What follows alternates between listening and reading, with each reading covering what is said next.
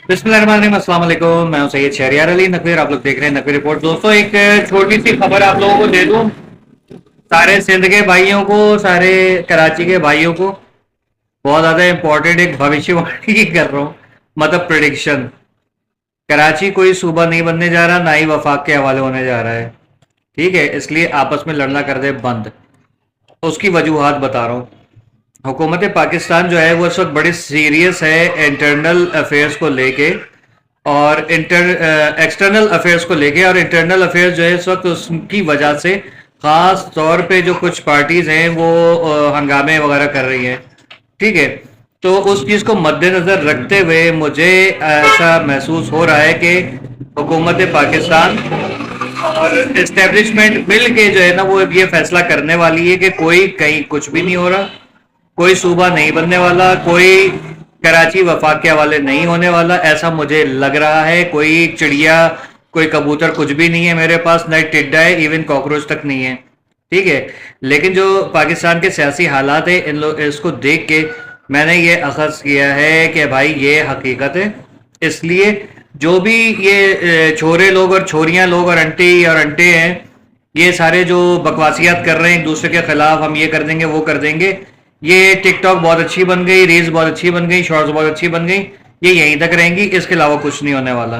ठीक है, क्योंकि ये इन चीज़ों की वजह से फसाद बढ़ेगा, और इस वक्त हुकूमत पाकिस्तान और इस्टेब्लिशमेंट किसी भी किस्म के अंदरूनी फसादात को जो है वो बढ़ने नहीं देगी।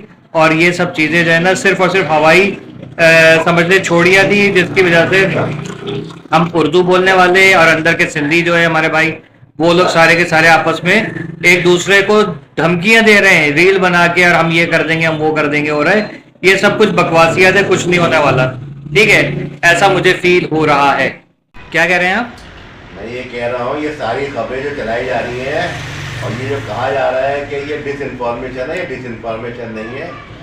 ये पुरानी जो बैकग्राउंड की जो बातें होती है ना, लोग भूल जाते हैं कि सबसे पहले लड़ाइयाँ अयूब खान ने करवाई कराची के अंदर। फिर उसके बाद जो है मुल्क को जब दो टुकड़े करवाए जा रहे थे तो ये कहा जा रहा था कि नहीं नहीं, बांग्लादेश हमारे हाथ में है, वहाँ कुछ नहीं हो रहा। लेकिन क्या हुआ, एक वक्त ऐसा भी आया कि बांग्लादेश जो है ना वो टूट गया। ठीक है ना, दो टुकड़े हो गए। फिर उसके बाद फिर लड़ाई हुई, फिर लड़ाई हुई, और ये कहा गया कि ये सिंधी और महाजरों के दरमियान में ये भी लड़ाई कराई गई, और ये कहा नहीं कुछ नहीं होगा, कुछ नहीं होगा। तो अब उसके बाद फिर दोबारा हुआ ऐसे ना, ज़िया-उल-हक के दौर में कराची में खून खराबे हुए, तब भी अरे नहीं हमने सब कुछ कंट्रोल किया हुआ है। तो ये सब कराने वाले खुद करवाते हैं, ठीक है ना, और लड़ने वाले उनके साथ होते हैं। सही और नहीं, लेकिन ये तो मैं कह रहा हूँ ना कि भाई कोई लड़ाई वगैरह नहीं होगी। ये तो मैं कह रहा हूँ, हुकूमत ने ऐसा कोई ऐलान नहीं किया। लेकिन उस वक्त के दौर में अभी के दौर में बहुत फ़र्क है। उस वक्त लोग सुनी सुनाई पे यकीन करते थे। आज डिजिटल दौर है, हर बंदा जो है वो उसको हर चीज़ की खबर है जी। लेकिन उसके बावजूद भी ना सब वही काम हो रहे हैं जो पहले हुआ करते थे। अच्छा, सबको सब पता है कि अभी इतना खून खराबा हो गया स्कूल के अंदर, क्या लोगों ने देखा नहीं है क्या हुआ? सब कह रहे हैं मट्टी पाओ, यही कह रहे हैं ना। हाँ, कितना खून खराबा हुआ है। नहीं तो मट्टी पाओ थोड़ी कह रहे हैं, वो तो कह रहे हैं आओ लड़ने आओ। ये खबर चल रही है। तो भाई जब आप किसी के साथ जाति करेंगे तो होगा ना, वो दूसरा भी उठाएगा।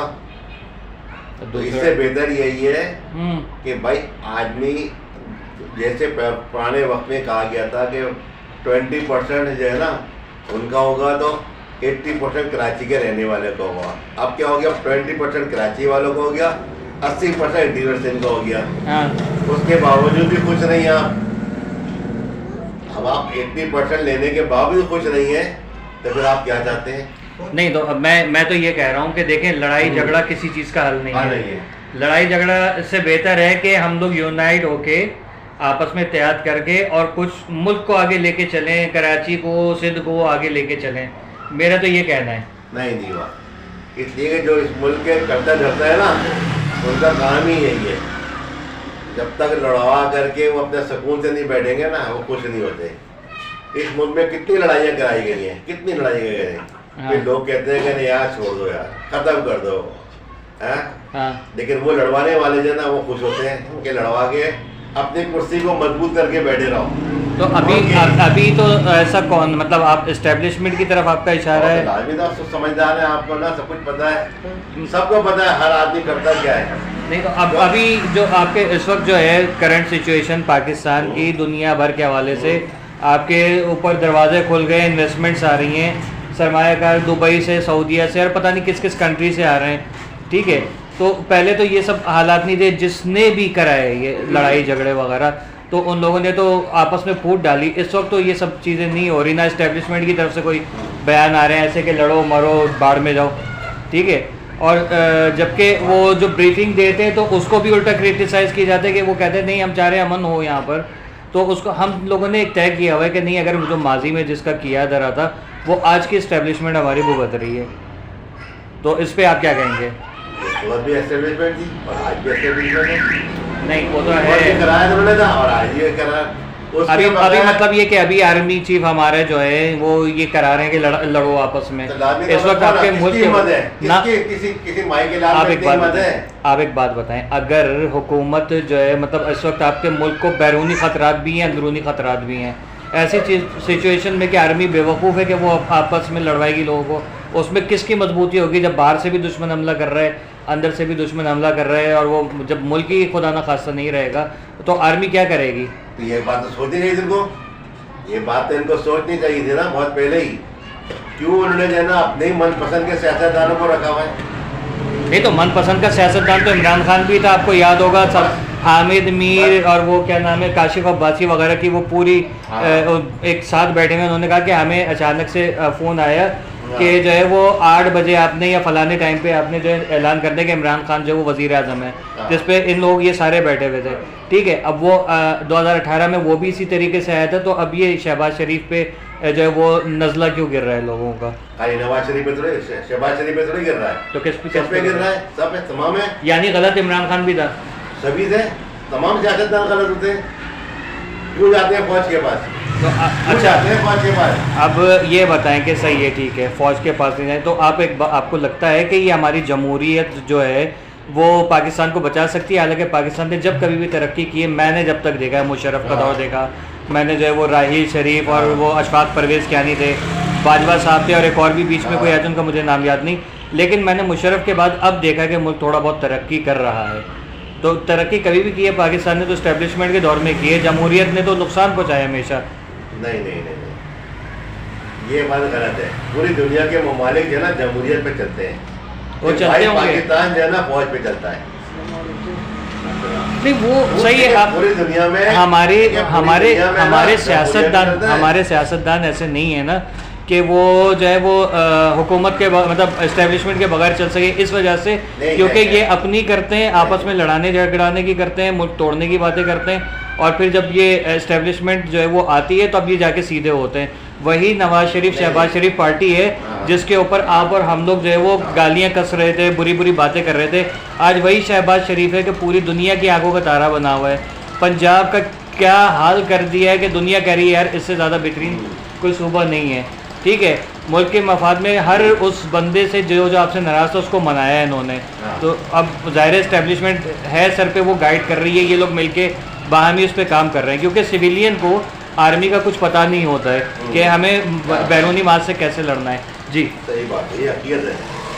बात ये है कि हमारे जो सियासतदान है ना ये जद्दी पुश्ती वाले हैं, जद्दी पुश्ती के सियासतदान वाले हैं, यंग जनरेशन को सियासत में लाने नहीं देते लोग। तो इकरारुल हसन आ गया है ना, तो इकरारुल हसन आ गया यंग जनरेशन में से? नहीं एक से नहीं होता, एक और आई है वो क्या कहते हैं महाजिर इत्तेहाद पार्टी करके आई है या सिंध इत्तेहाद पार्टी आई है? ऐसे नहीं होता, देखिए ऐसे नहीं होता। जमहूरियत में ये होता है कि आप दूसरे को भी आने का मौका दें।